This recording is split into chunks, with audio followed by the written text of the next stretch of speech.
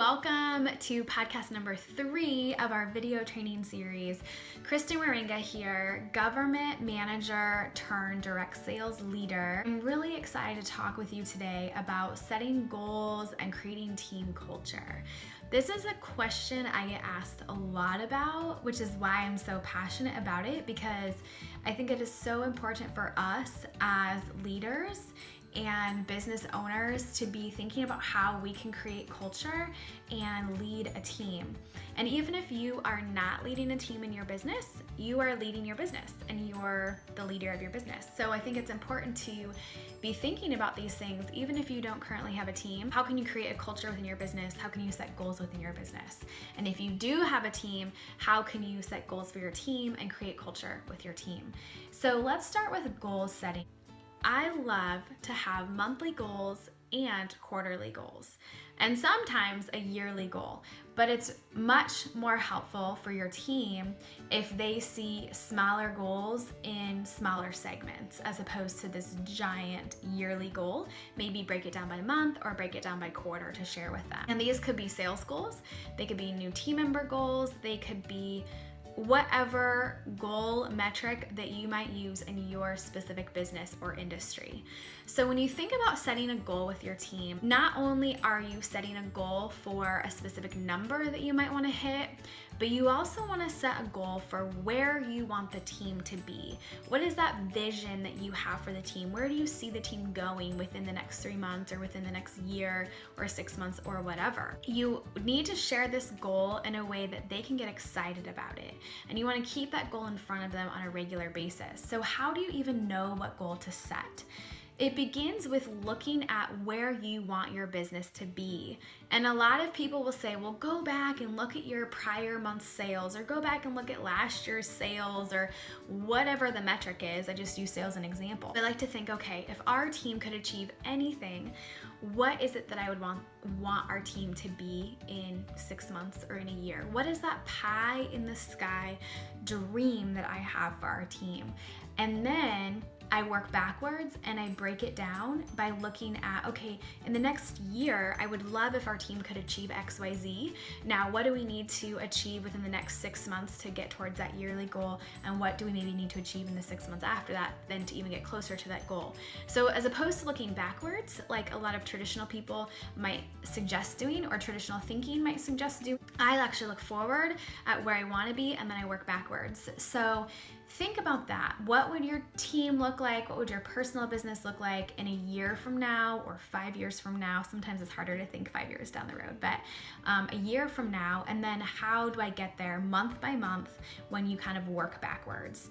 So that is one way that I encourage you to look at setting a goal for your team and for your personal business, and then breaking it down into smaller steps. Now, you have to advertise this goal with your team, right?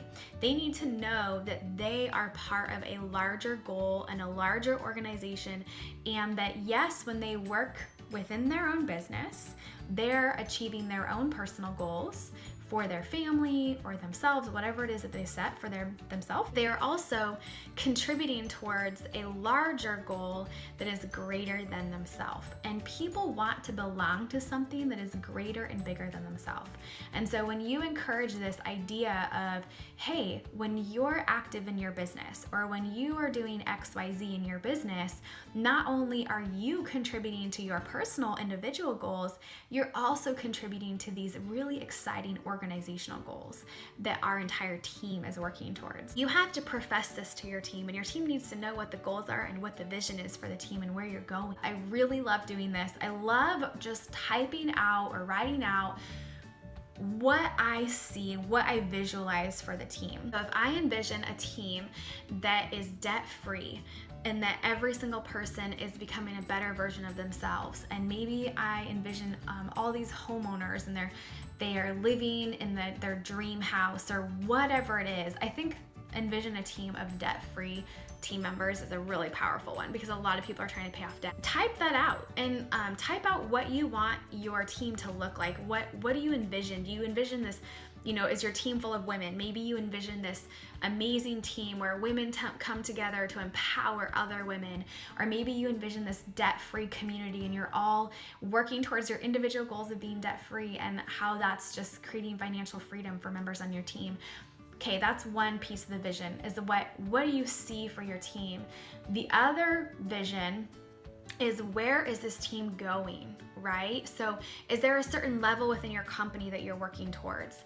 Is there a certain number of whatever that you want to hit? Is that a sales goal? Is it a new team member goal, whatever that might be? So you have them this separate vision of something a little bit more specific. So this is how you see and believe where your team could be, debt-free, whatever, empowering women, whatever.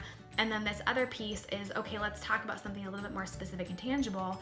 And that's going for a certain level, or going for X number of team members, or X number of sales. So you share that with your team.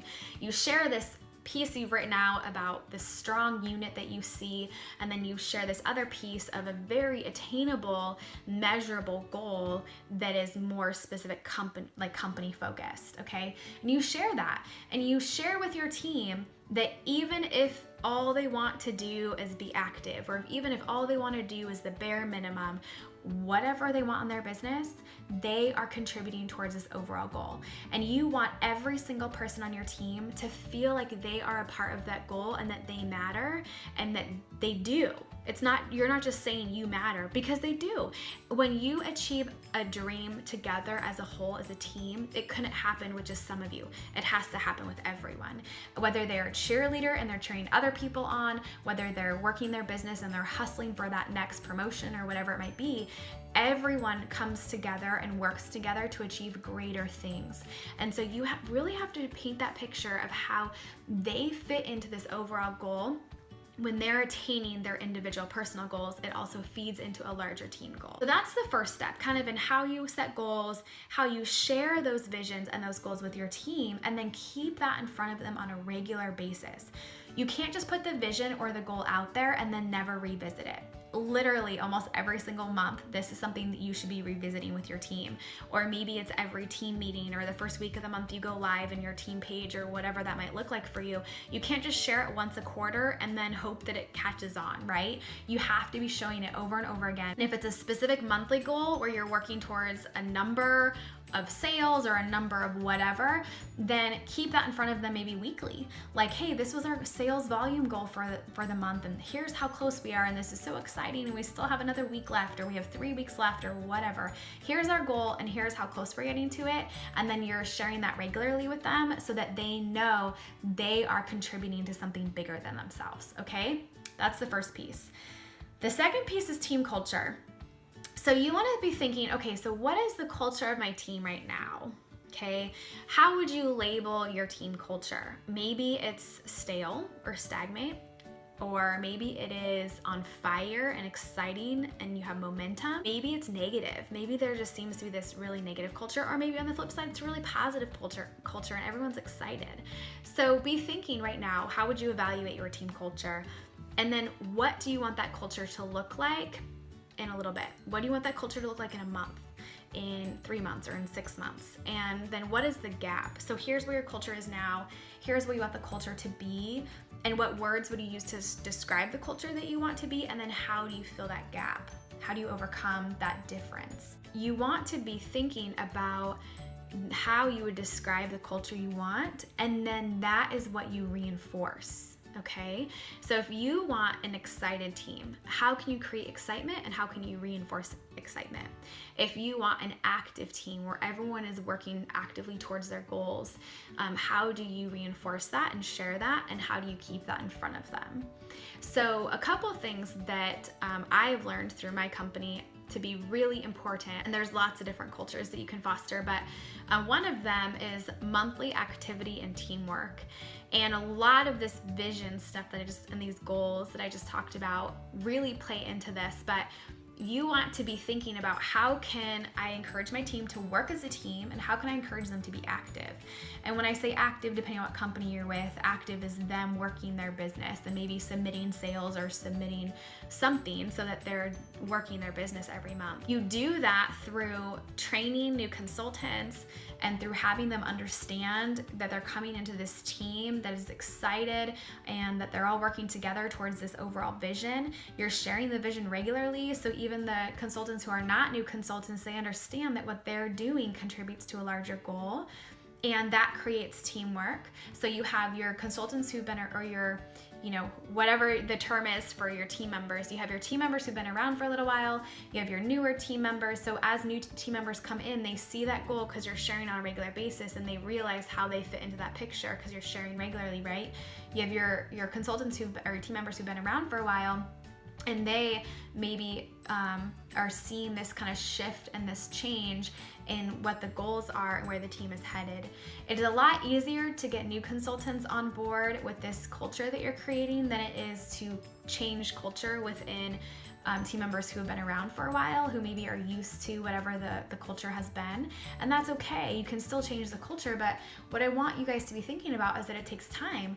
You're not going to change culture overnight. Culture is going to take months, and you can't just advertise where you want to be and these things you want to implement and then pray that it happens. You have to be working on it consistently for it to be something that's going to work and make a difference. And over time of you consistently doing those things, 2, 3, 4, 5 months, that culture will start to change. My advice to you is to not give up if you're trying to change the culture of your team or implement change or a new culture or going in a different direction. Is you have to continually advertise that over and over again until you start to see that culture shift. And that could be, if you don't have a team, that could be in your business. You could say all these things I'm saying about a team, you could say within your business. Maybe you have a certain culture within your business right now and you don't like that culture and you want to change that into something else. And a few months down the road, you want that to look differently, even if you don't have a team, but within your own personal business, within yourself. So that is one culture,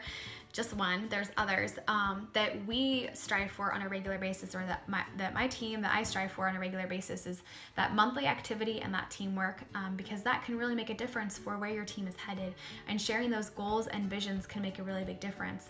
There's other cultures of teamwork that I'll visit on a future podcast, such as growth. A culture for growth and a culture for reaching that next step, whatever the next step is in your business or your plan, but continually improving and becoming the best version of yourself. You want to create those cultures within your team so that everyone is working towards these things of teamwork and monthly activity, and a culture for growth and expansion and becoming the best version of yourself.